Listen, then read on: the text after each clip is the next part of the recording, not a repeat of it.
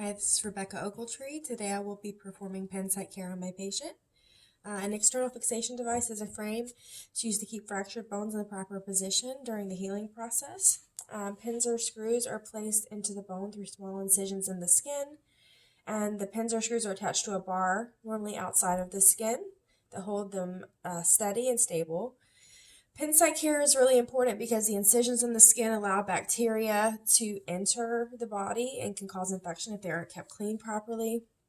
The pins are only cleaned once daily, unless the provider has indicated otherwise. Supplies that I need for today's pen site care is normal saline, and then I have mixed a few drops of hydrogen peroxide into my cleaning solution that I'll be using today. I also have cotton tipped applicators. I have a disposable cup to dispose of my used applicators. I have a trash can, and I have clean gloves. Some pointers I can give the patient about when they are home and care while showering would be they're allowed to shower as long as there is no signs of infection at the pen sites. They should not submerge their limb. Baby shampoo is probably the best option to use for cleaning themselves. They still need to perform pen site care after they're finished with their shower. Let's see. Okay, now I'm going to, and they would also want to dry the frame and clean all the pen sites after the shower as well.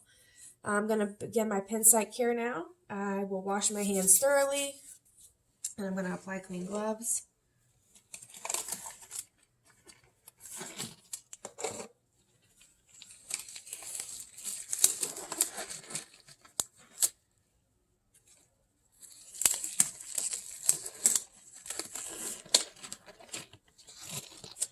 Okay. Alright, as I mentioned, I've already mixed my cleaning solution. I have hydrogen peroxide mixed into my normal saline. And hydrogen peroxide is an antiseptic that's used to clean and kill any bacteria around the pen site areas. Okay, I'm going to get my cotton swabs ready.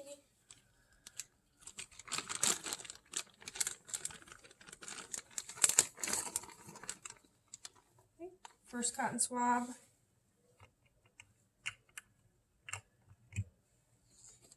I dip it in the solution, and then I'm going to clean in a circular motion, starting at the pen site and working my way outward, away from the pen. I'm going to use a new cotton tipped applicator for each of my pen sites. So I'll discard this one.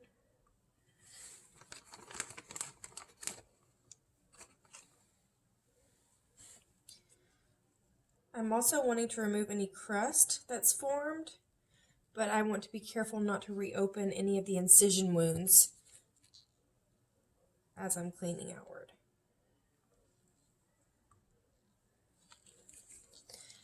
Alright, after all of the drainage I've removed from the pen site, I'm going to dry the sites now with a cotton tipped applicator.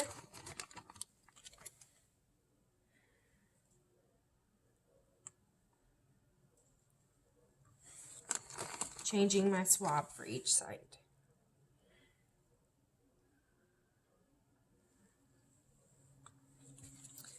Alright, I would also, at this time, I could apply Bacitracin or some other triple antibiotic ointment if the provider has ordered it, and then I would put clean gauze around each pen. Before the patient leaves, I'm going to talk to them about signs and symptoms of infection and when they should call their doctor. Signs and symptoms include increased pain, swelling, warmth, redness, streaking away from the pen sites, pus draining from the pen sites, fever, tingling or numbness in their extremity, or a lot of sudden pain or swelling that might indicate a thrombus or embolism, and then having them understand how to do pen site care themselves after their showers. For instance, I only did the 2 pen sites myself, and I would leave the additional pen site for education purposes, and I would have the patient demonstrate that they understand the correct method to perform pen site care before they're discharged. And that is the end of my skill.